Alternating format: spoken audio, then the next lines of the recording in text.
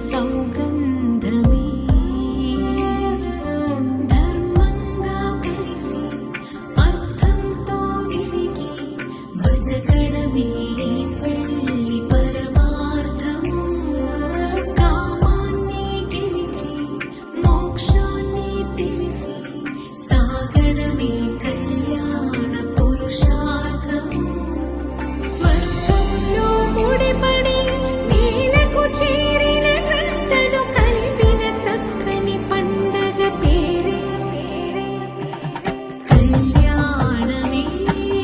కళ్యాణమే నూరేళ్ల